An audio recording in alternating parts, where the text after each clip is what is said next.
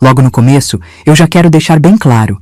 Se eu soubesse que aquele rapaz era um golpista fugido da polícia, eu tinha trancado minha porta no primeiro aperto de mão que ele me deu. Mas a gente não nasce sabendo das coisas, né? E quando a pessoa tá muito sozinha, até um sorriso bonito parece que é uma salvação.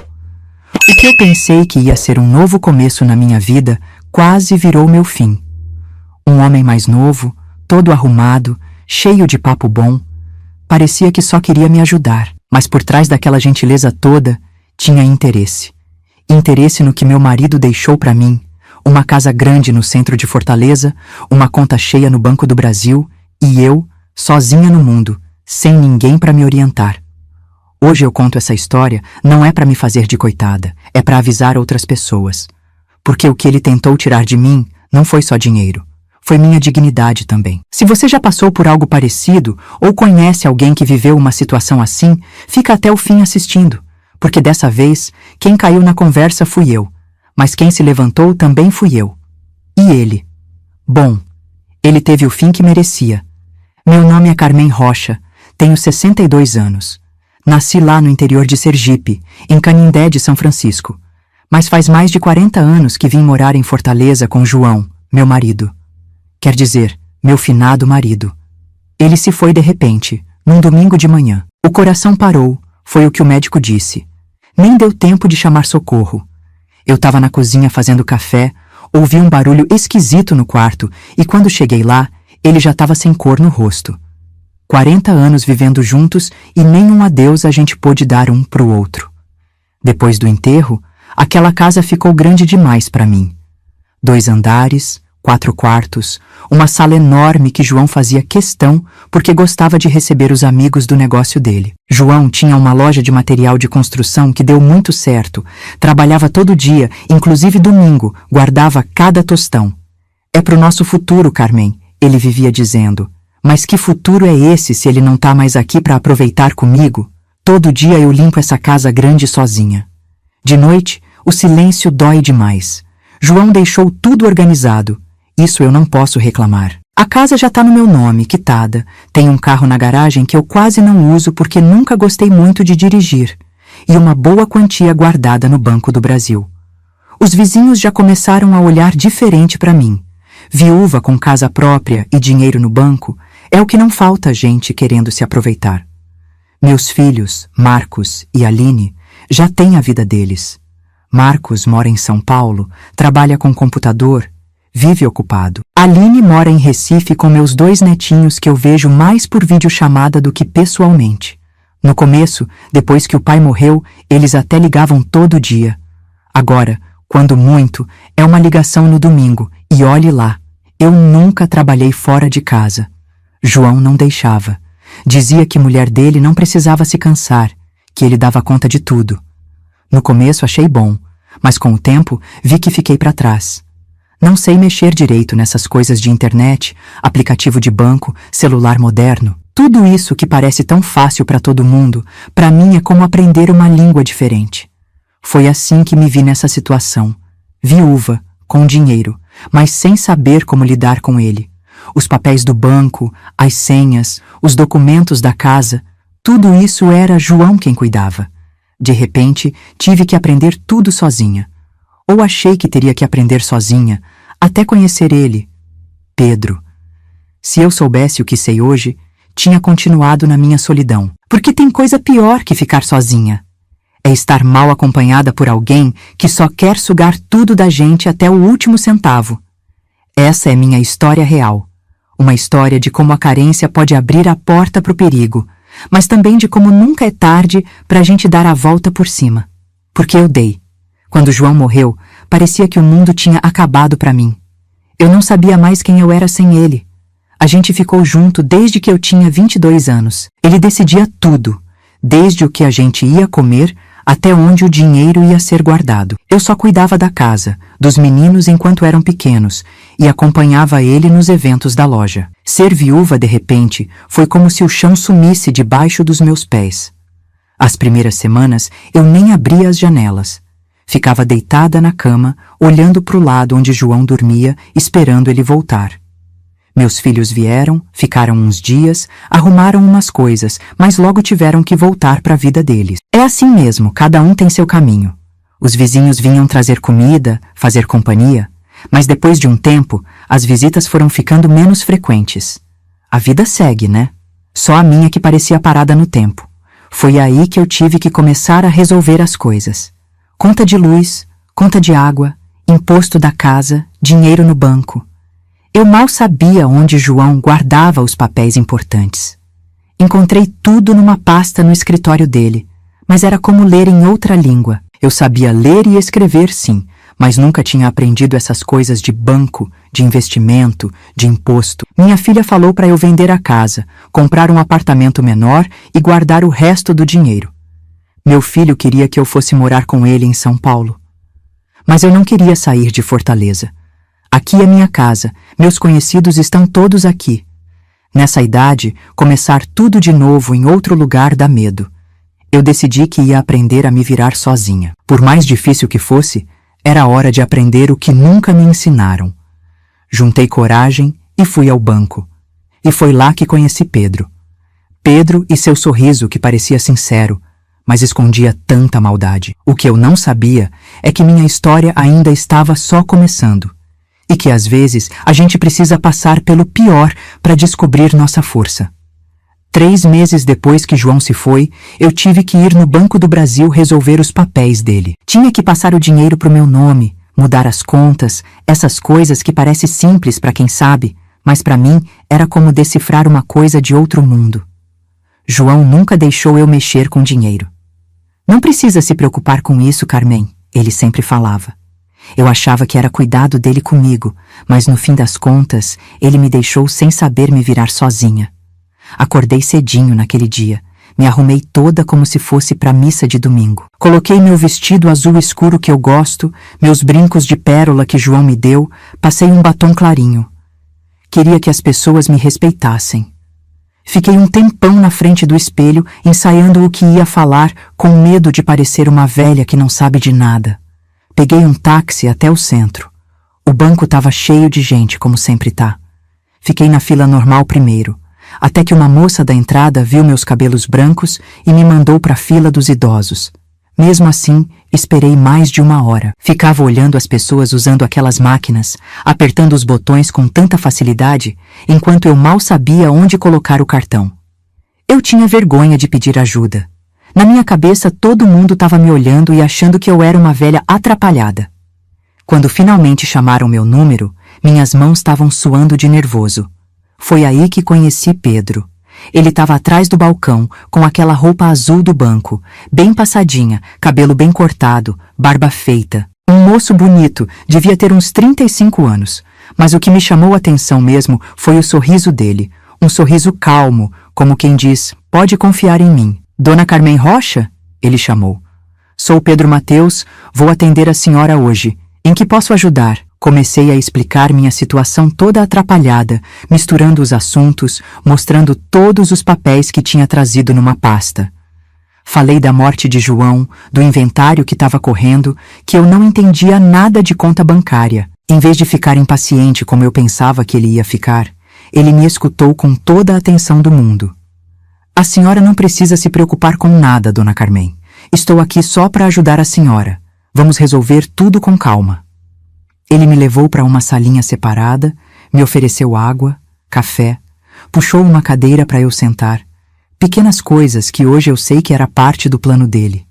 Mas na hora parecia só educação. Pedro foi organizando meus papéis, explicando cada documento, cada coisa que precisava fazer, com uma paciência que eu não via há muito tempo. Aqui estão os investimentos que o Sr. João deixou. A senhora tem uma boa reserva guardada. Ele sorriu, mas agora eu percebo que naquela hora os olhos dele brilharam diferente. Era o brilho de quem tá vendo dinheiro, que eu, coitada, confundi com admiração. Pedro foi digitando coisas no computador, me explicando o que estava fazendo, pedindo para eu assinar uns papéis. Nem uma vez ele me fez sentir burra ou incapaz. Muito pelo contrário. A senhora tem direito a tudo isso. Seu marido deixou tudo muito bem organizado. Impressionante como o Sr. João cuidou bem da senhora. Aquela frase mexeu comigo. Talvez porque João, com todo o jeito prático dele, raramente falava coisas assim. Nosso casamento era mais de companheirismo silencioso do que de palavras bonitas. E ali estava aquele rapaz educado, me tratando como se eu fosse importante. O atendimento, que devia durar meia hora, acabou durando quase 2. Pedro fez questão de me mostrar como entrar no aplicativo do banco pelo celular, como ver meu saldo, como fazer pagamentos básicos. Anotou tudo num papel, com letra bem caprichada. Ele foi o único que não me tratou como uma velha burra. Me explicou tudo devagar, com respeito. Quando terminamos, já era meio-dia passado. Ele fez questão de me acompanhar até a porta do banco, coisa que nenhum outro funcionário fazia com os clientes. Na saída, me deu o cartão dele e atrás escreveu o número do celular pessoal dele. Qualquer dúvida que a senhora tiver, pode me ligar. Mesmo fora do meu horário de trabalho, faço questão de ajudar. Saí do banco me sentindo leve. Pela primeira vez desde que João morreu, alguém tinha me feito sentir que eu era capaz. Voltei para casa pensando naquele rapaz gentil, no jeito como ele tinha me tratado bem, mesmo sendo só o trabalho dele. Naquela noite, antes de dormir, peguei o cartão dele e fiquei olhando. Tinha uma fotinho dele pequena no canto, com aquele mesmo sorriso. Pensei em ligar no dia seguinte com alguma dúvida, só para ouvir aquela voz calma de novo. Me senti uma menina boba, com mais de 60 anos nas costas. Naquele dia, voltei para casa me sentindo menos invisível. O que eu não sabia é que enquanto eu guardava com carinho aquele cartão como se fosse um tesouro, Pedro já estava planejando cada passo de como se aproximar mais de mim, como ganhar minha confiança total, como um dia pegar meu dinheiro todo. A armadilha já estava sendo montada. E eu, na minha solidão, estava pronta para cair. Porque quando a gente está sozinho demais, até uma sombrinha de carinho parece um sol inteiro. Eu só queria ser vista, ser ouvida por alguém. E ele, com aqueles olhos verdes atentos e jeito de quem se importa, me viu. Não a pessoa que eu realmente era, mas o valor da minha conta bancária, o tamanho da minha casa, o tamanho da minha ingenuidade. Se você está assistindo e tem algum idoso na família que mora sozinho, preste atenção. Os caçadores sabem exatamente onde encontrar suas presas mais fracas. E às vezes, eles vêm vestidos de anjos salvadores. 3 dias depois daquele dia no banco, meu celular apitou com uma mensagem. Era um número que eu não conhecia. Bom dia, dona Carmen. Aqui é o Pedro do Banco do Brasil. Só para saber se a senhora conseguiu mexer no aplicativo direitinho. Fiquei toda surpresa. Nunca vi um funcionário de banco tão atencioso que manda mensagem para ver se está tudo bem. Respondi agradecendo e falei que tinha conseguido entrar no aplicativo, mas ainda tinha umas dúvidas. Pode perguntar qualquer coisa, dona Carmen. Estou aqui para ajudar a senhora. Foi assim que começamos a trocar mensagem todo dia. No começo, Pedro só falava de coisa do banco, como pagar conta, como fazer transferência, como não cair em golpe. Tudo bem certinho. Mas depois de um tempo, ele já perguntava outras coisas. A senhora almoçou bem hoje? Tá se cuidando, né? Gente que fica viúva às vezes esquece de comer direito. No início achei estranho. Pensei até em não responder. Mas era tão bom ter alguém se preocupando comigo. Meus filhos quase não ligavam mais, e minhas amigas foram se afastando depois que João morreu. Parece que viúva assusta as pessoas, como se fosse uma doença que pega. Uma semana depois, Pedro mandou outra mensagem. Dona Carmen, amanhã vence um negócio do seu investimento. Preciso que a senhora vá no banco para a gente decidir onde aplicar de novo. A senhora prefere que eu vá até sua casa? Às vezes é difícil ir até o centro. Nunca tinha ouvido falar de funcionário de banco que vai na casa do cliente. Falei que não precisava, que eu podia ir no banco, mas ele insistiu, dizendo que era um serviço especial para clientes importantes. Acabei aceitando, meio sem graça, meio orgulhosa. No dia seguinte, Pedro apareceu na minha porta pontualmente às 10 horas da manhã. Tava ainda mais bonito do que eu lembrava, de terno e gravata, pasta na mão. E trazia um ramalhete pequeno de flores. São para a senhora. Uma lembrancinha simples, nada demais. Fiquei sem jeito, não sabia como reagir. Fazia quanto tempo que alguém não me dava flores? João nunca foi de dar presente ou falar coisa romântica. Eu tinha até esquecido como era ganhar uma coisinha assim, sem ser data especial, só por gentileza. Pedro resolveu os assuntos do banco em menos de meia hora. O resto do tempo, ficamos conversando na sala, tomando café que eu fiz questão de preparar. Ele elogiou minha casa, as fotos nas paredes, até meu bolo de laranja. A senhora tem mão boa para cozinha, dona Carmen. Faz tempo que não como um bolo tão gostoso. Lembra o que minha mãe fazia? Antes de ir embora, ele sugeriu que a gente se encontrasse numa cafeteria no próximo fim de semana, para ele explicar melhor as opções de investimento que eu tinha. Fiquei na dúvida. É claro, uma viúva de 62 anos saindo com um homem bem mais novo? O que as pessoas iam pensar? É só um cafezinho, dona Carmen, pra gente conversar sobre seu futuro financeiro com mais calma. Acabei aceitando. No sábado, me arrumei com um cuidado que há anos não tinha. Passei meu melhor perfume, coloquei um vestido florido que estava guardado há tanto tempo no armário que tinha até esquecido dele. Me olhei no espelho e pela primeira vez em meses não vi só uma viúva triste. Na cafeteria, Pedro já estava me esperando com uma mesa reservada num cantinho discreto. Quando me viu, levantou e puxou a cadeira para eu sentar. Outro ramalhete de flores me esperava. A senhora tá linda hoje. Esse vestido combina com seus olhos. Quando ele dizia que eu era bonita, meu coração batia forte como há muito tempo não batia. Durante aquele café, Pedro falou pouco de investimento e muito de vida. Contou da infância dele no Rio de Janeiro, de como veio para Fortaleza procurando trabalho, dos sonhos de um dia ter o próprio negócio. Parecia tão sincero, tão verdadeiro. E mais que tudo, parecia realmente interessado em mim, nas minhas histórias, nas coisas que eu gostava. A senhora tem uma elegância que é rara hoje em dia. Mulheres da sua idade têm uma sabedoria que as jovens nem sonham em ter. Aquele encontro na cafeteria se repetiu no sábado seguinte. E no outro. E no outro. Em algum momento, Pedro parou de me chamar de senhora e começou a me chamar pelo nome. Em algum momento, a gente parou de marcar para falar de banco e começou a marcar só para ficar junto. Em algum momento, as flores deixaram de ser um ramalhete pequeno e viraram buquês maiores, mais bonitos. Comecei a me arrumar mais, a me cuidar como há anos não fazia. Voltei a ter vaidade. Passei a ir no salão toda semana, comprei roupas novas, voltei a passar batom. Me olhava no espelho e sorria para mim mesma, satisfeita com o que via. Ele disse que gostava do meu perfume francês antigo, que lembrava a elegância de outras épocas. No dia seguinte, fui no shopping e comprei 3 vidros. As visitas de Pedro na minha casa ficaram mais frequentes. Ele sempre trazia alguma coisa. Um doce da confeitaria que ele dizia ser a melhor da cidade. Um livro de um autor que achava que eu ia gostar. Uma revista sobre plantas porque eu tinha comentado que queria arrumar o quintal. Presentes pequenos, nada muito caro ou exagerado. Hoje eu sei que ele fazia isso de propósito, para parecer generoso sem gastar muito. Em menos de 2 meses, Pedro já conhecia cada canto da minha casa, cada detalhe da minha vida. Sabia a que horas eu acordava, o que eu gostava de comer, quem eram meus vizinhos, quando meus filhos costumavam ligar. Na época, eu achava que ele guardava essas coisas por carinho, por interesse verdadeiro. Não percebi que eu estava sendo estudada como um território que ele queria conquistar. Uma noite, depois de um jantar que preparei com todo carinho, Pedro me beijou pela primeira vez.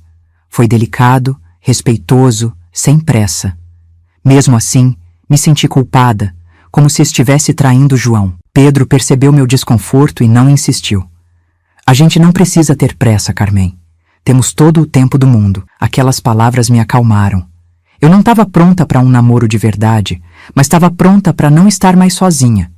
E Pedro parecia entender isso perfeitamente. Pedro se tornou minha janela para o mundo. Através dele, eu me sentia viva de novo. O que eu não sabia é que cada passo daquela aproximação tinha sido planejado com cuidado. Cada elogio, cada presente, cada gesto de aparente consideração, tudo parte de um roteiro que ele já tinha usado antes com outras mulheres na minha situação. Enquanto eu revivia sensações que achei que nunca mais ia ter, enquanto me sentia desejada e valorizada de novo, Pedro estava apenas colocando as peças dele no lugar certo.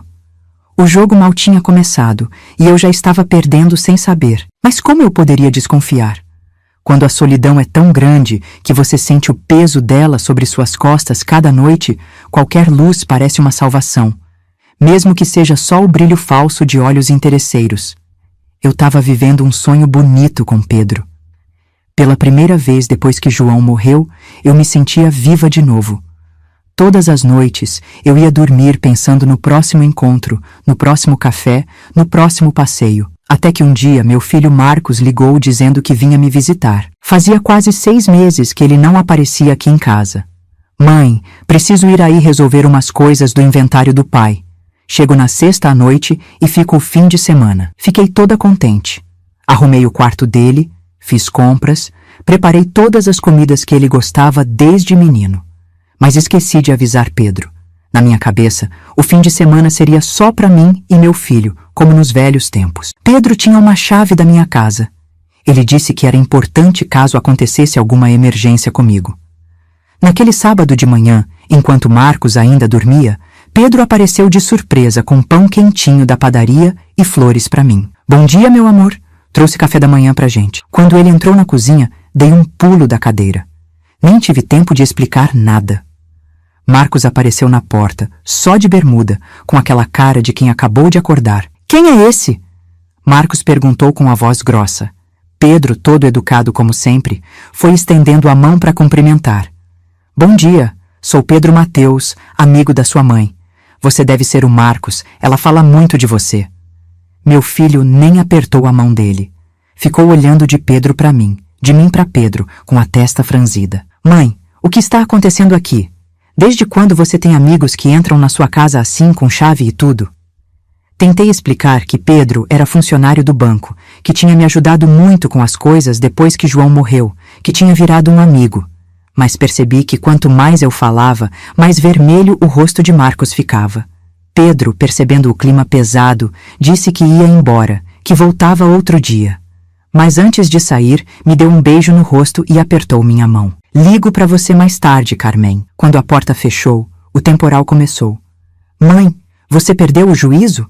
Um cara desses, bem mais novo, entrando na sua casa como se fosse da família? Ele tá de olho no seu dinheiro. Só pode. Não fala assim, Marcos. O Pedro é um rapaz muito bom. Me ajudou quando nem você nem sua irmã estavam aqui para me ajudar. Marcos andava de um lado para o outro na cozinha, passando a mão no cabelo igual o pai fazia quando estava nervoso. Mãe, por favor, você acha mesmo que um cara jovem assim tá interessado numa senhora de 62 anos por quê? Por amor? Acorda! As palavras dele me cortaram como faca.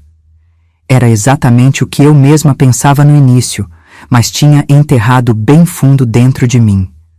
Ouvir meu filho dizendo aquilo em voz alta doeu demais. Você não sabe de nada, Marcos. O Pedro gosta de mim. Ele me respeita, me valoriza. Ele quer seu dinheiro, mãe. É golpe. Você não vê essas histórias no jornal toda hora? Homens jovens que se aproximam de idosas ricas e depois somem com tudo? Eu não queria ouvir. Tapei os ouvidos como criança. Falei que ele estava com ciúmes, que não queria me ver feliz, que só aparecia de 6 em 6 meses e queria controlar minha vida. Vocês quase nunca me visitam, mas querem mandar na minha vida. Pedro é o único que me dá atenção de verdade. O fim de semana que devia ser de reencontro virou um pesadelo. Marcos ligou para a irmã e os dois ficaram cochichando, me olhando com pena. Ouvi ele falando no telefone. Aline, a mamãe está sendo enganada por um golpista. Temos que fazer alguma coisa. No domingo à tarde, meu celular não parava de tocar. Era Pedro, querendo saber como eu estava. Atendi escondida no banheiro como adolescente. Tá tudo bem, Carmen? Seu filho ainda está bravo? Está sim, Pedro, mas ele vai embora amanhã cedo. Podemos nos ver depois? Claro, meu amor. Estou com saudades. Quando saí do banheiro, Marcos estava na porta do corredor. Era ele, né? Esse tal de Pedro? Nem respondi. Passei direto por ele e fui pro meu quarto. Nessa noite, nem descemos para jantar. Eu com raiva, ele com preocupação. Na segunda de manhã, antes de ir pro aeroporto, Marcos tentou mais uma vez. Mãe, eu e a Aline estamos preocupados. Esse rapaz apareceu do nada na sua vida, já tem até chave da casa. Por favor, tenha cuidado. Não faça nenhuma loucura. Não assine nada que ele te pedir. Seu pai me deixou bem de vida, Marcos. E o dinheiro é meu para usar como eu quiser. Justamente, mãe. É seu. Não desce aproveitador. Ele foi embora triste. Eu fiquei com peso na consciência, mas também com raiva. Pedro voltou naquela mesma tarde, trazendo um buquê enorme de rosas e chocolates importados. Não gostei do seu filho, Carmen. Ele me olhou como se eu fosse um criminoso. Ele só está preocupado comigo, Pedro. É normal. Preocupado? Ou com medo de perder a herança? Aquela frase ficou martelando na minha cabeça. Seria isso? Meus filhos estavam mais preocupados com o dinheiro que iam herdar do que comigo? 2 semanas depois, foi a vez da minha filha Aline aparecer de surpresa. Ela nem avisou que vinha. Simplesmente tocou a campainha numa terça-feira à tarde. E, para meu azar, Pedro estava lá, cozinhando para mim. Quando Aline viu ele de avental na minha cozinha, o queixo dela caiu. Então é verdade, Marcos não estava exagerando. Pedro, sempre educado, foi falar com ela.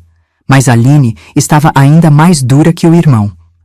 Mãe, podemos conversar a sós? Pedro saiu da cozinha, dizendo que ia ao mercado comprar mais ingredientes para o jantar. Assim que a porta fechou, Aline explodiu. Que loucura é essa, mãe? Marcos me contou, mas eu precisava ver com meus próprios olhos. Uma mulher da sua idade com um homem jovem assim. As pessoas estão comentando, sabia? Que pessoas, Aline? Quem está falando da minha vida? Tia Zuleika me ligou preocupada. Disse que vê esse rapaz entrando e saindo daqui a toda hora, que você mudou, que está gastando dinheiro com ele. Fiquei mais chateada ainda. Zuleika era minha vizinha há mais de 30 anos. Achei que era minha amiga. E agora estava espalhando fofoca sobre mim? Ele só quer seu dinheiro, mãe. Por favor, abra os olhos. A conversa foi igual a que tive com Marcos, só que pior. Aline chorou. Eu gritei. Ela ameaçou chamar um advogado para me proteger de mim mesma. Acabei mandando ela embora da minha casa. Vocês só pensam no dinheiro que vão herdar. Nenhum de vocês se importa com a minha felicidade. Aline saiu chorando. Pedro voltou 1 hora depois. Me encontrou no sofá com os olhos inchados. Sentou do meu lado, passou a mão no meu cabelo. Não fique assim, meu amor. Eles não entendem o que temos. Talvez seja melhor mantermos nossa relação mais discreta, só para evitar esses problemas. Concordei com ele. Mas no fundo, uma vozinha pequena começou a perguntar: e se meus filhos estiverem certo? Naquela noite, deitada na cama, lembrei da cara de preocupação de Marcos, das lágrimas de Aline. Será que eles estavam realmente preocupados comigo? Ou será que Pedro tinha razão e eles só estavam com medo de perder a herança? Decidi que ia provar para eles que estavam errados. Pedro me amava de verdade, e eu ia mostrar isso para todo mundo. Mal sabia eu que aquela briga com meus filhos era só o começo dos meus problemas. Depois da briga feia com meus filhos, eu fiquei com aquela pulga atrás da orelha. Mas Pedro sabia direitinho como me fazer esquecer das dúvidas. No dia seguinte, ele me convidou para um passeio diferente. Vamos dar uma volta, Carmen? Preciso te mostrar uma coisa que eu gosto muito. Pedro me levou até uma concessionária de carros importados. Eu nunca tinha entrado num lugar daqueles. Os carros brilhavam tanto que pareciam espelhos.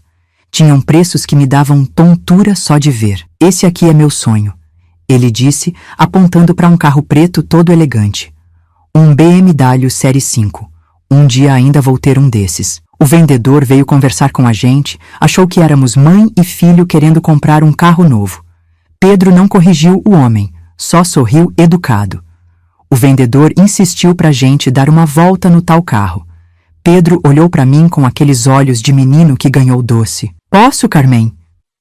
Ele parecia tão feliz sentado no banco do motorista, passando a mão no volante, apertando os botões. Nunca tinha visto Pedro tão animado. No caminho de volta para casa, ele falou várias vezes do carro. Um dia vou trabalhar muito e conseguir comprar um daqueles. Aí levo você para passear, meu amor. Eu sorri, mas não falei nada. Dentro de mim, uma ideia maluca começou a nascer. E se eu desse aquele carro de presente para ele? Eu tinha dinheiro guardado, e ver Pedro feliz daquele jeito me dava uma alegria que eu não sentia faz tempo. 1 semana depois, Pedro me ligou no meio da tarde. A voz dele estava diferente, meio triste. Carmen, não vou poder te visitar hoje. Meu carro quebrou no meio da avenida. Vou ter que chamar guincho, ver o que aconteceu. Tá tudo bem com você, Pedro? Não se machucou? Tô bem, Mas o carro, acho que foi o motor, vai custar uma fortuna para consertar e eu preciso dele para trabalhar. Ele não pediu nada, mas eu senti que era minha chance de retribuir tudo que ele vinha fazendo por mim. Pedro, eu posso te ajudar. Tenho um dinheiro guardado. Não, Carmen, de jeito nenhum. Eu nunca pediria seu dinheiro. Vou dar um jeito. Quanto mais ele recusava, mais eu insistia. No fim, falei a ideia que estava guardada na minha cabeça. E se em vez de consertar aquele carro velho, a gente comprasse um novo para você? Aquele que você mostrou outro dia. Houve um silêncio do outro lado. Depois, a voz de Pedro bem baixinha. Você faria isso por mim, Carmen? Faria sim. Você me deu tanta alegria. Quero te ver feliz também. 2 dias depois, eu estava assinando os papéis de compra do tal BMW. Custou quase todo o dinheiro que eu tinha na poupança, mas o sorriso de Pedro valia cada centavo. Ele chorou quando recebeu as chaves, me abraçou forte, me cobriu de beijos. Você é o maior presente que a vida me deu, Carmen. Um dia vou te recompensar por tudo isso. As semanas seguintes foram de pura alegria. Pedro me levava para passear no carro novo, me apresentava para os amigos dele, me fazia sentir jovem de novo. Meus filhos ligaram algumas vezes, mas eu nem contei do carro. Sabia que iam brigar comigo. Um dia, Pedro chegou na minha casa todo animado, com uns papéis na mão. Carmen, preciso te contar uma coisa incrível. Surgiu uma oportunidade de investimento que vai multiplicar nosso dinheiro. Ele explicou que um amigo do banco tinha acesso a uns investimentos especiais, com rendimento muito maior que a poupança. Falou de ações, de empresas, de lucros, coisas que eu mal entendia. Mas, Pedro, eu já gastei quase todo o meu dinheiro da poupança com o carro. Eu sei, meu amor, mas você ainda tem os investimentos que seu marido deixou, não tem? Aqueles que rendem tão pouquinho. Era verdade. João tinha deixado um dinheiro aplicado que eu nem mexia, só via o saldo aumentar pouquinho a cada mês. Pedro me explicou que se tirasse esse dinheiro e aplicasse onde ele estava sugerindo, em poucos meses ia duplicar, talvez até triplicar. A gente pode ficar rico juntos, Carmen, ter uma vida ainda melhor. Confesso que fiquei com medo. Era muito dinheiro. E se desse errado? Não precisa ser tudo de uma vez, ele disse, como se lesse meus pensamentos. Começa com um pouco para você ver como funciona. Acabei aceitando. Fomos juntos ao banco, tirei uma parte do dinheiro dos investimentos antigos. Pedro me ajudou a preencher os papéis para transferir para tal empresa de investimentos. O nome era complicado, cheio de palavras em inglês. Ele garantiu que era tudo seguro. Daqui a 60 dias você já vai ver o primeiro retorno. Vai ficar impressionada. Naquela noite, não consegui dormir direito. Fiquei pensando na cara que João faria se soubesse que eu tinha tirado o dinheiro que ele juntou a vida toda para colocar num investimento que nem conhecia direito. Mas aí lembrei que Pedro trabalhava no banco, entendia dessas coisas. Ele não ia me enganar. Passaram-se os 60 dias e nada do retorno que Pedro tinha prometido. Quando perguntei, ele disse que o mercado estava passando por um momento difícil, que precisava de mais tempo, que era normal. Calma, Carmen. Essas coisas de investimento são assim mesmo, tem altos e baixos. Acreditei nele, claro. Até que um dia, Pedro veio com outra proposta. Surgiu outra oportunidade, ainda melhor que a primeira, mas precisamos agir rápido. Dessa vez, ele queria que eu tirasse todo o resto do dinheiro dos investimentos antigos. Falou que era uma chance única, que podíamos comprar parte de uma empresa que ia crescer muito. Não sei não, Pedro. Já faz 3 meses que coloquei o primeiro dinheiro e até agora não vi nada voltar. É porque o valor era pequeno, Carmen. Com um valor maior, os resultados aparecem mais rápido. Eu não entendia nada dessas coisas de investimento. Para mim, dinheiro seguro era guardado na poupança ou em título do governo, como João fazia. Mas Pedro falava com tanta certeza, com tanto entusiasmo. Ele prometia que íamos ficar ricos juntos. Eu acreditei porque queria acreditar. Acabei tirando quase todo o resto do dinheiro. Só deixei uma reserva pequena para emergências. Dessa vez, Pedro disse que ia cuidar de tudo, que eu nem precisava ir ao banco com ele. Assinei uns papéis que ele trouxe para casa, autorizando a transferência. Nos meses seguintes, Toda vez que eu perguntava sobre o dinheiro, Pedro tinha uma desculpa diferente. Ora era o mercado que estava instável, ora era uma mudança nas regras do governo, ora era que precisava esperar mais um pouco. Investimento é assim mesmo, Carmen. Tem que ter paciência. Comecei a ficar preocupada de verdade quando tentei usar meu cartão no supermercado e ele foi recusado por falta de saldo. Como assim? Eu sempre deixava dinheiro na conta corrente. Liguei pro Pedro na hora. Deve ser engano do banco, meu amor. Quando eu chegar aí hoje à noite, verifico para você. Mas ele não apareceu aquela noite, nem atendeu minhas ligações. Só mandou uma mensagem dizendo que tinha surgido uma emergência no trabalho. Foi a primeira noite, depois de muitos meses, que aquela vozinha de dúvida voltou com força total na minha cabeça. E se meus filhos estivessem certos? E se Pedro estivesse mesmo me enganando?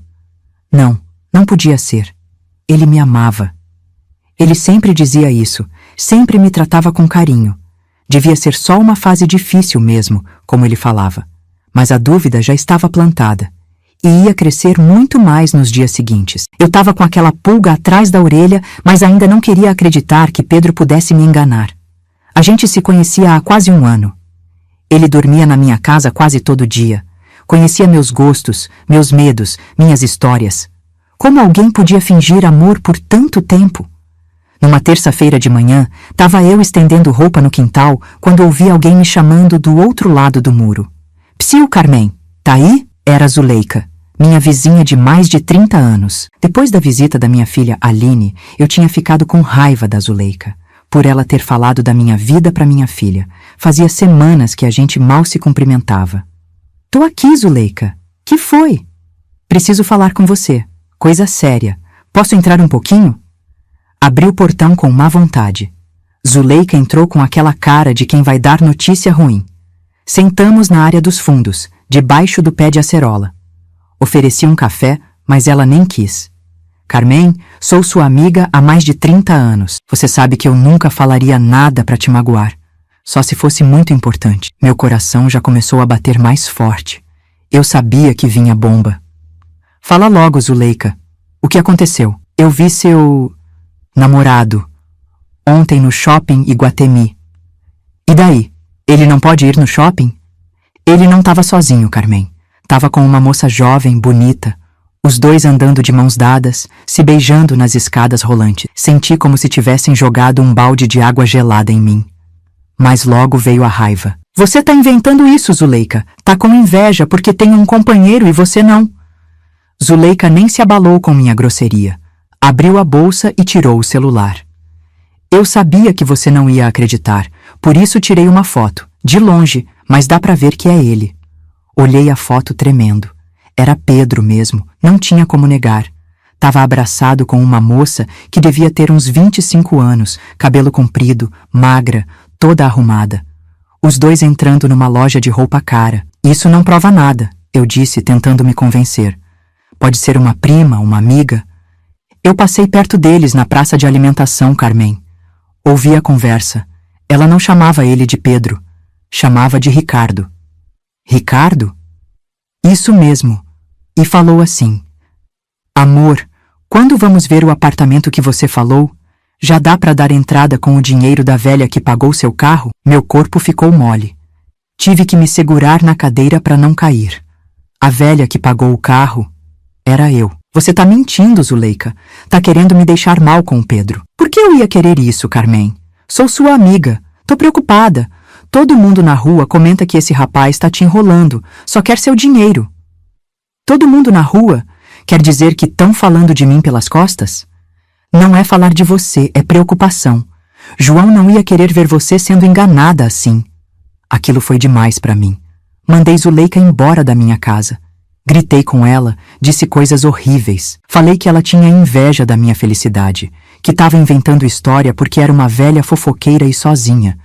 Ela saiu chorando, mas antes de ir disse: um dia você vai ver que eu tô falando a verdade, Carmen. E nesse dia, lembra que estarei aqui para te apoiar, não para dizer eu te avisei. Fiquei o resto do dia andando pela casa, olhando aquela foto que Zuleika tinha mandado pro meu celular antes de ir embora.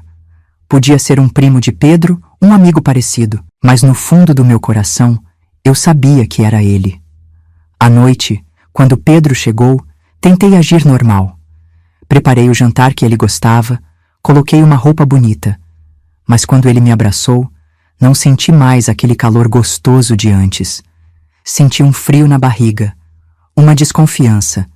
Durante o jantar, criei coragem e perguntei: Pedro, onde você estava ontem à tarde? Ele nem piscou. No banco, trabalhando. Tive uma reunião que durou a tarde toda. Por quê? Nada não. É que uma amiga achou que tinha te visto no shopping Iguatemi. Pedro riu, tranquilo como sempre. Deve ter confundido. Eu estava enfurnado numa sala com o ar-condicionado quebrado, suando em bicas, enquanto meu chefe falava de metas. Ele mentiu olhando nos meus olhos. Foi nessa hora que eu comecei a acreditar que tudo podia ser mentira mesmo. Naquela noite, enquanto Pedro dormia, fiquei acordada pensando em tudo. No carro caríssimo que comprei para ele, no dinheiro que tinha mandado para os tais investimentos que nunca davam retorno, nas desculpas cada vez mais complicadas quando eu perguntava do dinheiro. A dúvida é como uma semente que cresce devagar. Uma vez plantada, não tem como arrancar. Na manhã seguinte, quando Pedro saiu dizendo que ia trabalhar, peguei um táxi e fui até o Banco do Brasil, onde ele dizia que trabalhava. Nunca tinha ido lá, sempre ia em outra agência. Entrei e perguntei por ele na recepção. Pedro Mateus? Trabalha aqui? A moça olhou no computador. Não temos nenhum funcionário com esse nome, senhora. Mas ele trabalha aqui há mais de 1 ano. Me atendeu várias vezes. A moça chamou o gerente. Expliquei tudo de novo. O homem foi paciente. Senhora, não temos nenhum Pedro Mateus trabalhando aqui, nem nunca tivemos nos últimos 5 anos que estou nesta agência. Saí do banco com as pernas bambas. Pedro não trabalhava lá. Nunca tinha trabalhado. Tudo era mentira. Voltei para casa arrasada, sem saber o que fazer. Liguei para o meu filho Marcos, mas o celular dele estava desligado. Pensei em ligar para a Aline, mas tive vergonha. Eles tinham me avisado e eu não quis ouvir. Passei o dia todo sentada na sala, olhando para o nada. Quando Pedro chegou à noite, fingi que estava tudo bem. Ele percebeu que eu estava diferente, perguntou o que tinha acontecido. Nada não, só uma dor de cabeça. Quer que eu prepare um chá para você? Quero sim. Enquanto ele estava na cozinha, olhei a carteira dele que tinha deixado em cima da mesa. Dentro, encontrei um cartão de visita com o nome Ricardo Alves, consultor financeiro. Era a mesma foto de Pedro, mas com outro nome. Naquela hora, meu mundo desabou de vez. Não tinha mais como negar. Eu tinha sido enganada. Por quase 1 ano, tinha amado um homem que nem existia de verdade. Guardei o cartão de volta na carteira dele antes que voltasse da cozinha. Tomei o chá que ele me deu, fingindo que nada tinha mudado. Mas por dentro, eu estava em pedaços. Pedro, aquele dinheiro que coloquei naqueles investimentos, quando você acha que vou ver algum retorno? Ah, meu amor, o mercado ainda está instável. Talvez mais uns 2 ou 3 meses. Mais mentiras. Sempre mentiras. Quando ele foi dormir, fiquei na sala, pensando no que fazer. Podia confrontar ele, mas e se ele ficasse violento? Podia chamar a polícia, mas que provas eu tinha? Ia ser minha palavra contra a dele. Foi então que decidi. Ia descobrir tudo sobre ele. Toda a verdade. E para isso, precisava continuar fingindo que acreditava nele. Naquela noite, sentada sozinha no escuro da sala, chorei como não chorava desde a morte de João. Mas não eram lágrimas só de tristeza. Eram de raiva também. Raiva de mim mesma por ter sido tão boba, tão cega. E pela primeira vez, pensei que talvez precisasse de ajuda profissional para resolver essa situação. Nos dias seguintes, eu virei uma atriz. Continuei tratando Pedro como se nada tivesse mudado. Fazia comida, sorria, aceitava os beijos dele, mas por dentro, meu coração estava sangrando. Cada carinho que ele me fazia agora parecia falso. Cada palavra de amor soava como mentira. Uma noite, Pedro estava dormindo profundo depois de tomar umas taças de vinho que eu fiz questão de servir. Saí da cama bem devagarzinho e fui atrás do celular dele. Ele sempre dormia com o aparelho debaixo do travesseiro, mas dessa vez tinha deixado na mesinha da sala, carregando. Eu nem sabia direito mexer nessas coisas, mas ia tentando. O celular estava bloqueado, precisava de senha. Tentei a data de nascimento que ele tinha me dito, nada. Tentei os últimos números do CPF dele, também nada. Então lembrei que uma vez ele tinha usado meu nome como senha de alguma coisa. Digitei Carmen e abriu. Meu coração disparou. Era como se estivesse entrando num lugar proibido, mas eu precisava saber a verdade. Comecei a olhar as mensagens. Tinha um monte de conversas com nomes de mulher. Abri uma que se chamava Marlene. As mensagens eram iguaizinhas às que ele mandava para mim no começo. Bom dia, dona Marlene. Como a senhora está hoje? Espero que tenha dormido bem. A senhora é especial, dona Marlene. Nunca conheci uma mulher com tanta classe. Meu estômago revirou. Olhei a data das mensagens. Eram de 3 meses atrás, quando ele já estava comigo. Segui lendo e vi que ele marcava encontros com essa Marlene nos mesmos dias que dizia para mim que ia trabalhar até tarde. Abri outra conversa com uma tal de Lourdes. Mesma coisa. Os mesmos elogios, as mesmas palavras doces, até frases idênticas às que ele usava comigo. E no meio das mensagens, pedidos de dinheiro. Dona Lourdes, surgiu um investimento maravilhoso, mas preciso fazer o depósito até amanhã. A senhora poderia me ajudar? Prometo que vai render muito. Fui olhando conversa por conversa. Tinha pelo menos 5 mulheres diferentes que ele chamava de meu amor e minha rainha. Mulheres que, pelo jeito das conversas, deviam ser todas mais ou menos da minha idade, viúvas ou sozinhas. As lágrimas escorriam pelo meu rosto, mas eu não fazia barulho para não acordar ele. Aquela dor era diferente de qualquer coisa que já tinha sentido. Nem quando João morreu, doeu assim, porque a morte é parte da vida, mas traição é escolha. Depois das mensagens, fui olhar as fotos. Tinha um monte dele com uma moça jovem, a mesma da foto que Zuleika tinha me mostrado. Eles em praias, em restaurantes, abraçados na cama. E o pior, tinha fotos do carro que eu comprei para ele, com a moça posando na frente, fazendo sinal de joinha com a legenda: olha o presente que a velhinha deu pro meu amor. Também achei fotos dele em viagens que eu nem sabia que ele tinha feito. Praias, hotéis de luxo, restaurantes caros. Nas datas, vi que eram dias que ele tinha me dito que estava viajando a trabalho. Continuei fuçando e encontrei uma pasta com fotos da minha casa. Fotos das coisas de valor que eu tinha. A prataria que era da minha mãe, os quadros que João colecionava, até fotos dos documentos da casa.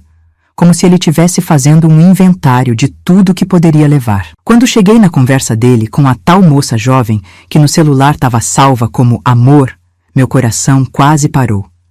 Eles falavam abertamente sobre mim. Tô indo ver a velha agora. Que saco, ela quer que eu jante lá hoje. Só mais um tempo, amor. Logo a gente pega o resto do dinheiro dela e some daqui. Ela já tá desconfiando dos investimentos. Vou ter que bolar outra história. Por que você não convence ela a passar a casa pro seu nome? Diz que é para facilitar quando vocês casarem. Casar? Ele tinha falado de casamento com a moça, mas nunca tinha tocado nesse assunto comigo. Na mesma conversa, descobri que os dois planejavam abrir um negócio com o dinheiro que tiravam de mim e de outras mulheres. Uma boate na praia, em Jericoacoara. Quase vomitei ali mesmo. Mas respirei fundo, tirei algumas fotos das conversas com meu próprio celular e coloquei o aparelho dele de volta exatamente onde estava. Voltei para a cama me sentindo suja. Deitei o mais longe possível dele, encolhida na beirada. De manhã, agi como se nada tivesse acontecido. Fiz café, sorri, dei beijo de despedida quando ele saiu para trabalhar. Mas assim que a porta fechou, desabei no chão da cozinha, chorando como criança. Cada beijo dele agora me dava nojo, mas eu fingia que estava tudo bem. Precisava descobrir toda a verdade. Naquele mesmo dia, fui até a casa da Zuleika. Ela abriu a porta e, sem eu dizer nada, me abraçou forte. Chorei mais ainda. Você estava certa, Zuleika. Ele tá me enganando. Tá me roubando. Zuleika não disse, eu te avisei. Só me levou para dentro, me deu um chá e ouviu tudo que eu tinha para contar. Quando terminei, ela pegou na minha mão. Carmen, você precisa denunciar esse homem. Ir na polícia. Com que provas, Zuleika? Vai ser minha palavra contra a dele. Vão achar que sou só uma velha despeitada porque o namorado mais jovem não queria mais ela. Então contrata alguém para investigar ele direito. Um detetive particular. Nunca tinha pensado nisso. Detetive particular era coisa de filme para mim. Mas Zuleika já estava com o celular na mão. Meu sobrinho foi roubado ano passado e contratou um detetive que descobriu tudo. Vou te dar o número. Foi assim que conheci seu Mário. Um senhor de uns 60 anos, cabelo grisalho, jeito calmo. Ex-policial que agora trabalhava como detetive particular. Marquei de encontrar com ele no mesmo dia, num shopping longe da minha casa, para Pedro não me ver. Contei tudo pro seu Mário. Mostrei as fotos que tinha tirado do celular de Pedro. Ele ouviu sem me julgar, sem fazer cara de pena. Tratou o caso como trabalho, não como o drama de uma velha enganada. A senhora fez certo em não confrontar ele ainda. Vamos reunir provas sólidas primeiro. Vou investigar o passado dele, ver se tem boletins de ocorrência, outros golpes. O senhor acha que consegue descobrir quem ele é de verdade? Dona Carmen, em 30 anos de profissão, nunca deixei um caso sem solução. A verdade sempre aparece, mais cedo ou mais tarde. Voltei para casa mais leve, mesmo com toda a dor. Estava fazendo algo, não só chorando pelos cantos. Pedro chegou tarde naquela noite. Disse que teve reunião. Eu sorri, preparei jantar, perguntei como foi o dia. Por dentro, estava contando os minutos para ele ir embora da minha vida. Nos dias seguintes, continuei meu teatro. Era estranho como eu, que sempre fui tão sincera a vida toda, agora conseguia mentir tão bem. Talvez porque, pela primeira vez, eu estava mentindo para um mentiroso. Seu Mário me ligava todo dia com alguma novidade. Pequenas descobertas que iam montando o quebra-cabeça de quem era realmente o homem que dormia na minha cama. E cada descoberta me deixava mais horrorizada. Foram 2 semanas de angústia esperando as descobertas do seu Mário. Todo dia eu recebia uma ligação dele com mais alguma informação sobre Pedro. Ou melhor, sobre Ricardo, que era o verdadeiro nome dele. Numa quinta-feira, seu Mário pediu para a gente se encontrar pessoalmente. Disse que tinha descoberto coisas importantes que não dava para falar por telefone. Marcamos num café longe da minha casa. Quando cheguei lá, seu Mário já estava me esperando numa mesa do canto. Na frente dele tinha uma pasta grossa cheia de papéis. Ele levantou para puxar a cadeira para mim, um gesto de educação que agora me lembrava Pedro e me dava enjoo. Dona Carmen, a senhora precisa estar preparada. O que descobri não é nada bonito. Respirei fundo e disse que estava pronta para ouvir tudo. Seu Mário abriu a pasta e começou a me mostrar os documentos.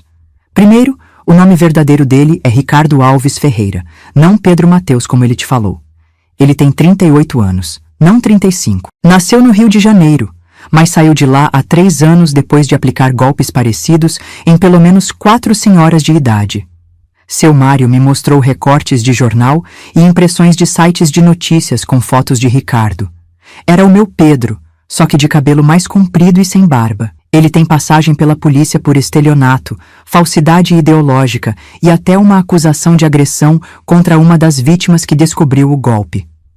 Meu coração apertou. Então ele podia ser violento? Tive medo de estar morando com um homem capaz de me machucar. Dona Carmen, ele é foragido da Justiça do Rio. Tem um mandado de prisão contra ele que nunca foi cumprido porque ele fugiu para cá e mudou de identidade. Como é que ele consegue trabalhar no banco, então? Ele nunca trabalhou em banco nenhum, Dona Carmen.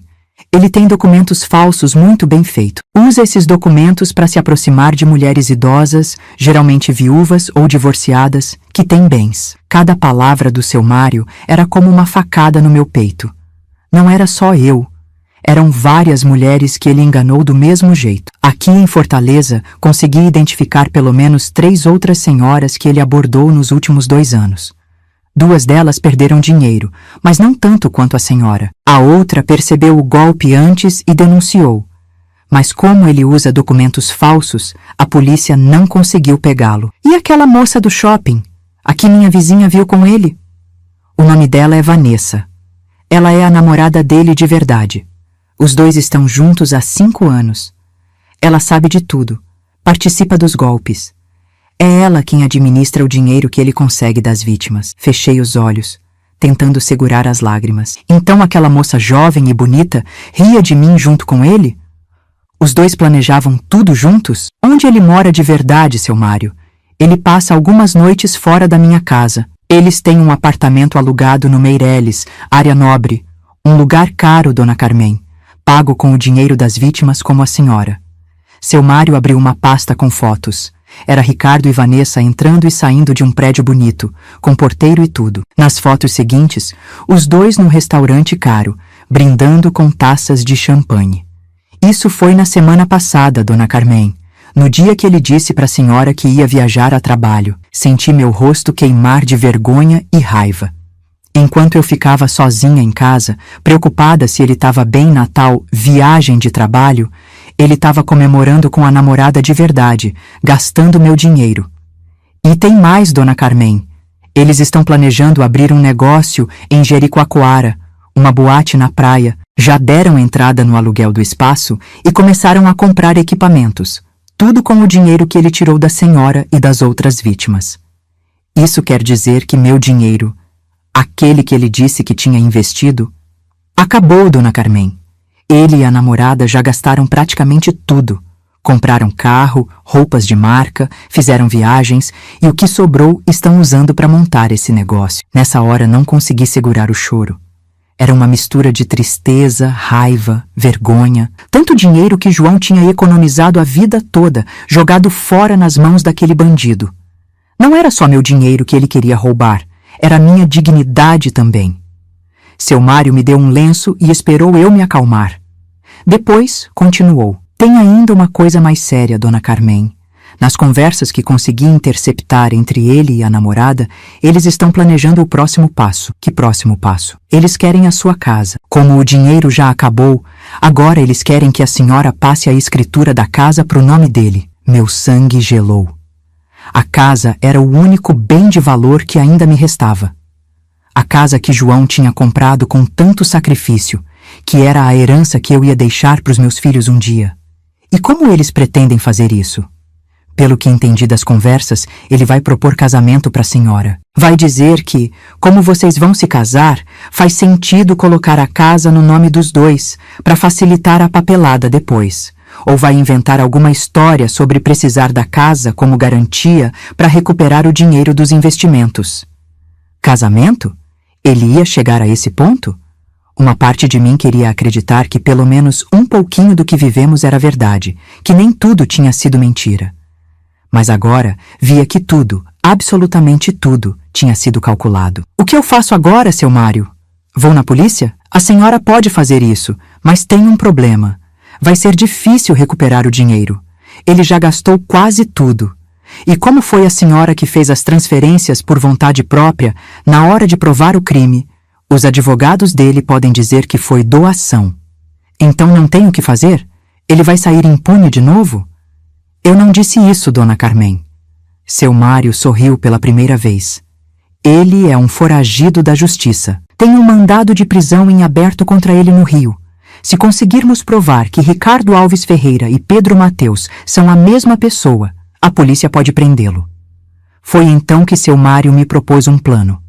Um plano que exigiria coragem, mas que poderia não só livrar a minha casa das garras daquele bandido, como também fazer justiça por todas as outras mulheres que ele enganou. A senhora está disposta a colaborar, dona Carmen?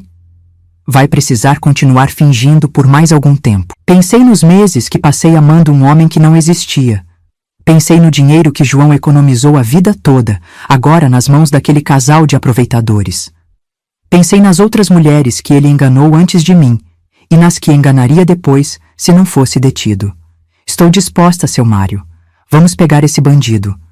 Naquela noite, voltei para casa diferente. A dor e a vergonha ainda estavam lá, mas agora havia algo mais. Determinação. Eu não seria apenas mais uma vítima na lista dele. Seria a que colocaria um ponto final nessa história.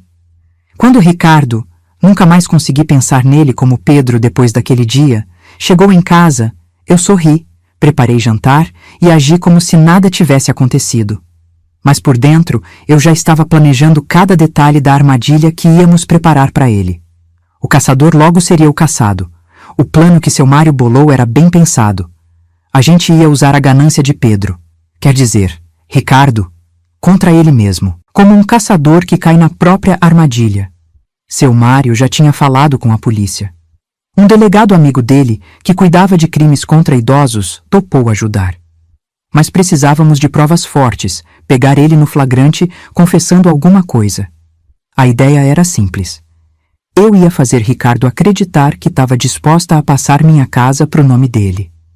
Ia fingir que estava com medo dos investimentos que não davam retorno, mas que ainda confiava nele. Ia dizer que se a casa tivesse no nome dele, talvez ele pudesse usar como garantia para recuperar o dinheiro perdido. A senhora vai precisar ser muito convincente, seu Mário me explicou. Ele precisa acreditar que a senhora ainda confia nele completamente. Eu tive que ligar para os meus filhos e contar tudo. Foi a conversa mais difícil da minha vida. Marcos ficou mudo no telefone por um tempo. Depois começou a gritar de raiva. Aline chorou. Os dois queriam vir para Fortaleza na hora, mas eu pedi que não viessem ainda. Se vocês aparecerem aqui agora, ele vai desconfiar. Deixem a gente resolver isso primeiro. Eles concordaram, mas ficaram ligando todo dia para saber como as coisas estavam indo. A próxima parte do plano foi preparar a casa. Seu Mário trouxe uns aparelhinhos pequenos que eram microfones escondidos. Colocamos na sala, na cozinha, no quarto, todos os lugares onde a gente podia conversar. Também instalou câmeras bem discretas, escondidas em enfeites, relógios de parede, esses lugares que ninguém presta atenção. Quando ele falar alguma coisa comprometedora, a senhora dá um sinal. Vai mexer no cabelo 3 vezes. Aí a polícia que vai estar escondida entra em ação. No dia marcado para o jantar especial, liguei para o Ricardo e falei com a voz mais doce que consegui. Amor, quero preparar um jantar especial para nós hoje. Tenho uma surpresa para você. Má, que surpresa, Carmen? Ele perguntou, já interessado. É sobre a nossa casa. Tive uma ideia que vai resolver nossos problemas financeiros. Ele topou na hora, claro. Disse que ia trazer vinho, que chegaria às 8 da noite. Desliguei o telefone sentindo nojo, mas feliz porque ele tinha mordido a isca. Passei o dia todo preparando tudo. Fiz a comida que ele mais gostava. Picanha, aquele arroz temperado que ele sempre elogiava, salada caprichada. Arrumei a mesa com toalha bonita, velas, taças. Queria que parecesse uma noite especial de verdade. Seu Mário chegou às 5 da tarde com mais 2 policiais à paisana. Testaram todos os equipamentos, me lembraram do sinal que eu tinha que dar e se esconderam no quartinho dos fundos, que tinha entrada separada pelo quintal. A senhora está nervosa, dona Carmen? Seu Mário perguntou antes de ir para o esconderijo. Um pouco, mas mais ansiosa para acabar com isso de uma vez. Às 8 em ponto, a campainha tocou. Ricardo chegou todo sorridente, com um buquê de rosas e uma garrafa de vinho caro. Me deu um beijo na boca que eu tive que aceitar sem mostrar o nojo que sentia. Você está linda hoje, meu amor. Ele disse, me olhando de cima a baixo. Eu tinha caprichado mesmo. Coloquei um vestido bonito, arrumei o cabelo, passei maquiagem. Tudo para ele não desconfiar de nada. O jantar correu como planejado. Eu fiz papel de apaixonada, ele de namorado atencioso. Falamos de coisas do dia a dia, como se tudo estivesse normal. Quando terminamos de comer, chegou a hora da surpresa. Pedro, tenho pensado muito sobre nossa situação, sobre os investimentos que não deram certo ainda. Ah, meu amor, não se preocupe com isso. Logo o mercado vai melhorar e... Não, deixa eu terminar. Eu tive uma ideia. Conversei com um advogado. Isso era mentira, claro. E ele me disse que se a casa estivesse no seu nome, você poderia usá-la como garantia para recuperar nosso dinheiro. Os olhos dele brilharam. Era quase possível ver a ganância ali. Você faria isso por nós, Carmen? Passaria a casa para o meu nome? Faria sim. Na verdade, já preparei tudo. Olha aqui. Tirei de uma gaveta um envelope com papéis dentro. Eram documentos que pareciam uma escritura, mas na verdade eram só cópias modificadas pelo seu Mário para parecer real. Ricardo pegou os papéis com as mãos quase tremendo de empolgação. Começou a ler, virou as páginas. Parecia uma criança abrindo presente de Natal. Só precisamos assinar e a casa fica no seu nome, eu disse com um sorriso falso. Aí você resolve tudo com o banco. Carmen, você é incrível. Eu te amo tanto. Ele se levantou, me abraçou, me cobriu de beijos. Tive que fazer força para não empurrar ele. Quando voltamos para a mesa, ele já estava com uma caneta na mão, pronto para assinar. Era a hora da armadilha. Antes de assinarmos, Pedro, ou devo dizer, Ricardo. Ele congelou. A caneta parou no ar. A cara dele mudou na hora. Do que você está falando, Carmen? Eu sei de tudo, Ricardo. Sei que você não trabalha no banco. Sei da Vanessa, sua namorada. Sei das outras mulheres que você enganou. Sei que você é foragido da Justiça do Rio de Janeiro. O rosto dele foi mudando. Aquela máscara de homem apaixonado caiu completamente. Os olhos ficaram duros. A boca se torceu num sorriso maldoso. Quem te contou essas mentiras? Foi aquela sua vizinha fofoqueira? Continuei calma, como seu Mário tinha me orientado. Não importa quem me contou. O que importa é que acabou, Ricardo. Eu quero meu dinheiro de volta. Ele riu. Uma risada fria, diferente de qualquer outra que eu tinha ouvido dele antes. Seu dinheiro? Que dinheiro, velha? Aquele dinheiro acabou faz tempo. Foi pro meu bolso, pro da minha namorada. Compramos coisas, viajamos, nos divertimos. Aquela era a confissão que precisávamos. Passei a mão no cabelo 3 vezes, o sinal combinado. Como você pôde fazer isso comigo, Ricardo? Eu confiei em você, te amei. Me amou? Ele gargalhou. Você acha mesmo que alguém como eu ia se interessar por uma velha como você? Eu tenho uma mulher linda me esperando em casa. Você foi só um trabalho chato, por sinal. Cada palavra dele era como uma facada, mas eu aguentei firme. Precisava fazer ele continuar falando. Então tudo foi mentira? Cada eu te amo, cada carinho? Claro que foi. Você acha que foi a primeira? Tenho uma lista de velhas idiotas como você, todas achando que um cara jovem e bonito como eu ia se apaixonar por elas. Nessa hora, a porta da sala se abriu. Seu Mário entrou, seguido pelos 2 policiais, todos com armas na mão. Polícia! Ricardo Alves Ferreira, você está preso! A cara de Ricardo foi de arrogância para puro pânico em 1 segundo. Ele olhou para os policiais, para mim, para os papéis na mesa. Parecia um rato encurralado.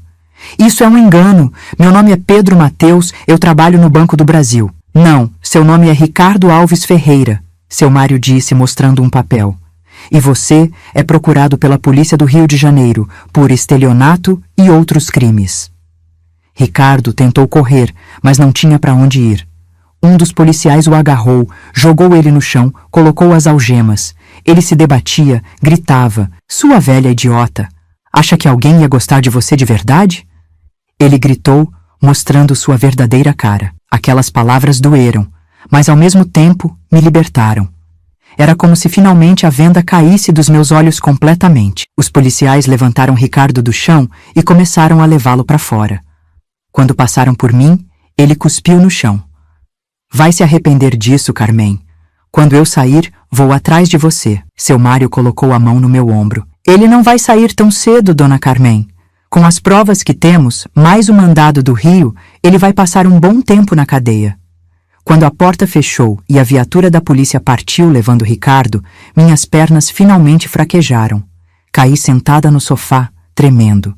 Chorei, mas não sei dizer se era de tristeza, alívio ou raiva.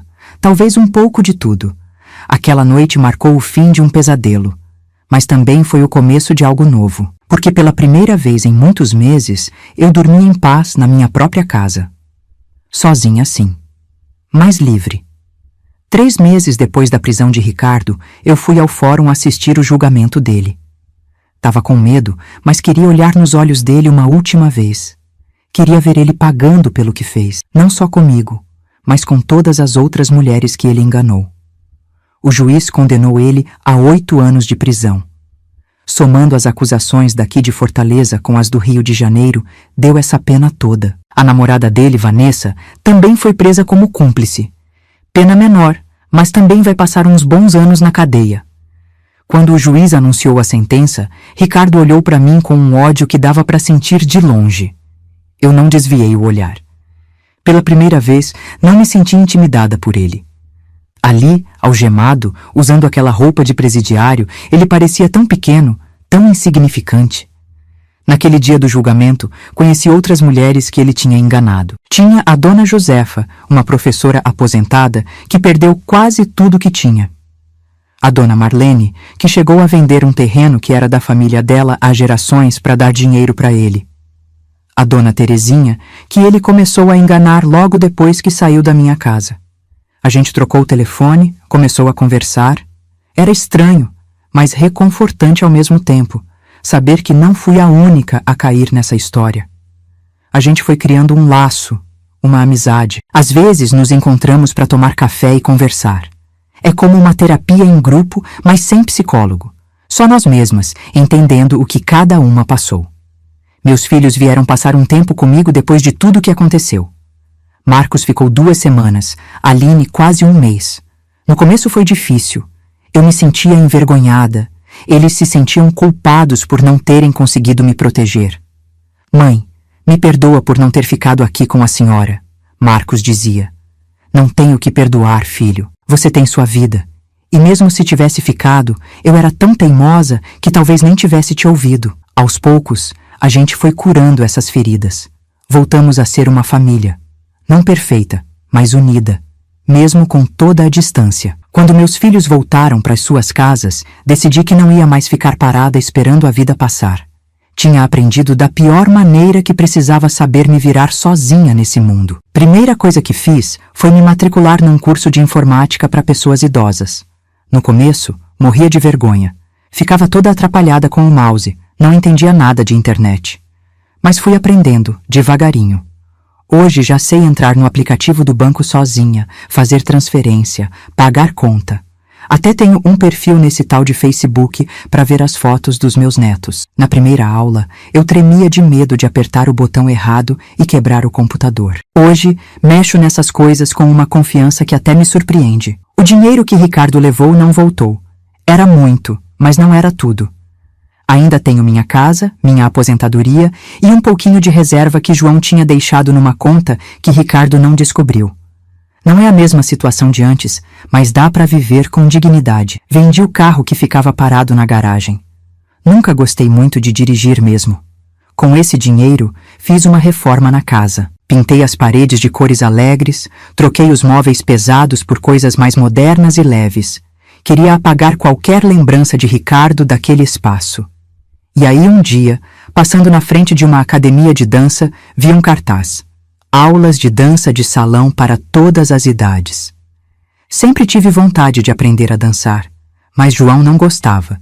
Dizia que era bobagem de gente à toa. Entrei, perguntei, e na semana seguinte já estava lá, com meu sapatinho de dança. Hoje eu danço para mim mesma, não para agradar ninguém. As aulas de dança me deram uma alegria que eu nem lembrava mais como era. Conheci pessoas novas, fiz amizades. Tem até um senhor viúvo, o seu Geraldo, que às vezes me convida para tomar um café depois da aula. É só amizade, pelo menos por enquanto. Depois de tudo que passei, aprendi a ir com calma, a conhecer bem as pessoas antes de deixar entrar na minha vida. Outra coisa importante que aconteceu. Um dia, conversando com as outras vítimas de Ricardo, tive uma ideia. Por que não criar um grupo para ajudar outras pessoas idosas a não cair em golpes como esse? Comecei pequeno, com reuniões na minha casa. Eu, Zuleika e as outras mulheres que conheci no julgamento. Depois o grupo foi crescendo. Hoje, a gente se reúne toda quinta-feira. Tem palestra de advogado, de policial, de psicólogo. Gente que vem voluntariamente falar sobre como se proteger, como reconhecer um golpista. Minha casa, que foi lugar de tanto sofrimento, agora é lugar de libertação para outras pessoas. O grupo já ajudou a impedir vários golpes. Uma senhora, uma vez, veio contar que tinha conhecido um rapaz parecido com Ricardo, com o mesmo jeito. A gente logo percebeu os sinais e ajudou ela a se afastar antes que o pior acontecesse. Minha história saiu no jornal, na televisão. No começo fiquei com vergonha, mas depois entendi que contar o que aconteceu comigo podia ajudar outras pessoas.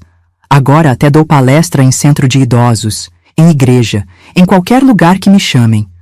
As pessoas sempre me perguntam se tenho vergonha do que aconteceu. Digo que não.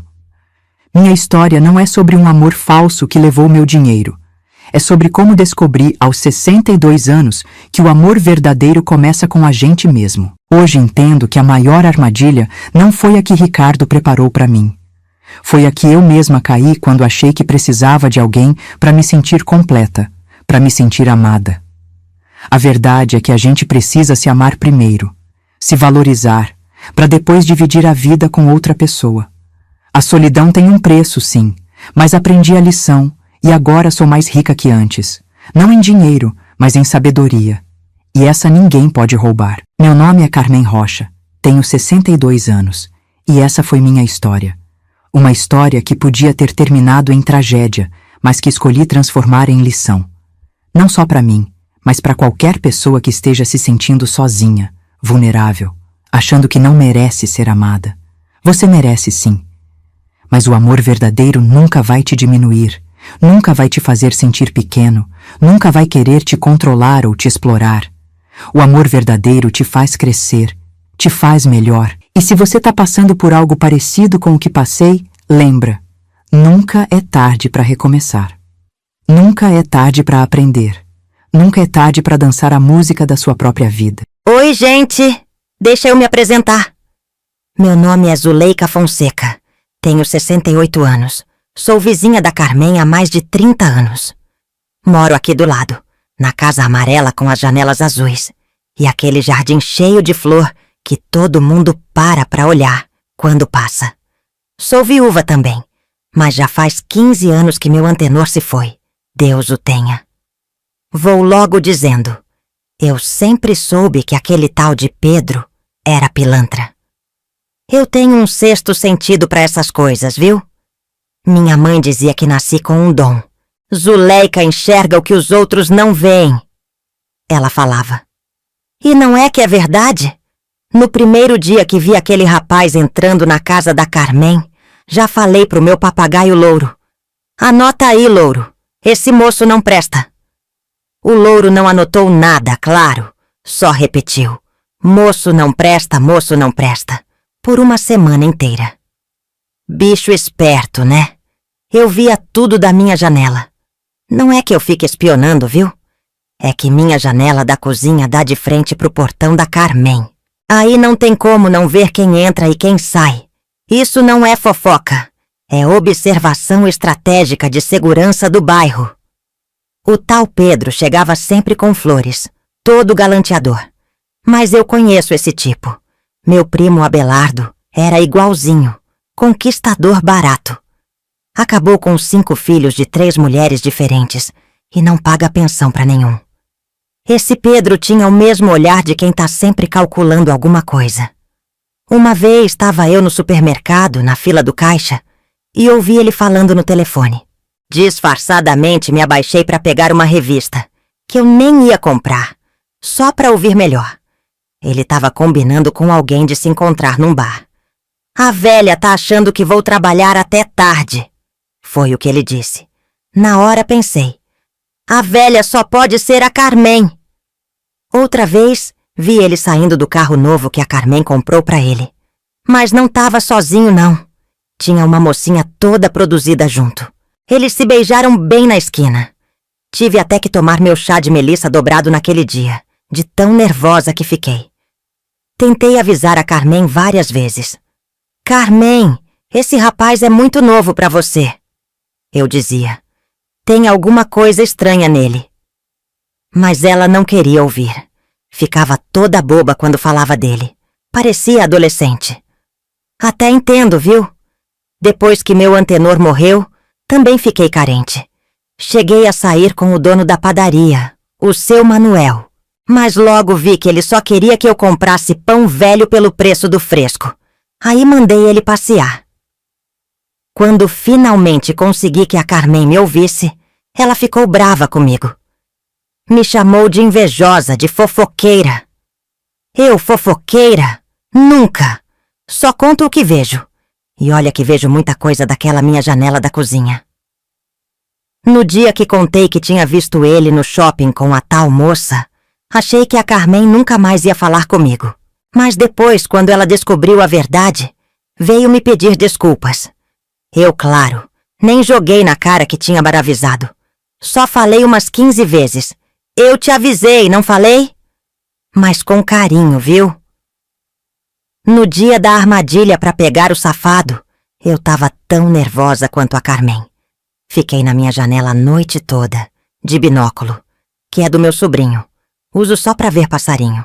Quando vi as viaturas da polícia chegando, quase tive um troço. Acordei a rua toda gritando: pegaram o pilantra! Pegaram o pilantra! No dia seguinte, todo mundo do bairro veio na minha casa saber o que tinha acontecido. Contei tudinho, nos mínimos detalhes. Alguns que eu não tinha como saber, mas imaginei que devia ter sido assim. A fila de gente era tão grande que tive que fazer 3 jarras de suco e assar 2 bolos. Acabei vendendo minhas cocadas também, que estavam encalhadas há uma semana. Hoje a Carmen e eu somos amigas de novo, graças a Deus. Participo do grupo que ela criou para ajudar outros idosos. Sou a primeira a identificar quando aparece alguém suspeito no bairro. Mês passado mesmo, desmascarei um rapaz que estava querendo aplicar golpe na dona Iracema da esquina. Bastou eu olhar para ele e dizer: eu te conheço de algum lugar, rapaz? Não era você naquele jornal da televisão? O cabra saiu correndo que só se viu a poeira. Sabe o que eu acho mais engraçado? Agora, quando acontece qualquer coisa no bairro, todo mundo vem me perguntar: Dona Zuleika viu alguma coisa? O que a Dona Zuleika acha disso? De fofoqueira passei a ser consultora de segurança. Até o delegado do bairro já me ligou para perguntar se eu tinha visto um carro suspeito na rua. E o mais interessante é que agora a Carmen também ficou esperta. Outro dia, um vendedor bateu na porta dela querendo vender um plano de saúde. Ela chamou ele para entrar, ofereceu café e, enquanto ele não estava olhando, me mandou uma mensagem no celular. Zuleika, vem aqui agora com alguma desculpa. Cheguei lá fingindo que precisava de açúcar e já fui fazendo um interrogatório pro rapaz. Coitado, era só um vendedor mesmo, mas saiu de lá tremendo, dizendo que nunca tinha sido tão investigado na vida. É isso, minha gente. Se tem uma coisa que aprendi com essa história toda, é que às vezes ser fofoqueira, ou como eu prefiro dizer, observadora atenta da comunidade, pode até salvar alguém de se dar mal. E agora, se me dão licença, preciso ir. Acabei de ver um carro desconhecido parando na frente da casa da Dona Josefa. Vai que é outro golpista, né? Já vou pegar meu binóculo. Quer dizer, vou ver se ela precisa de alguma coisa.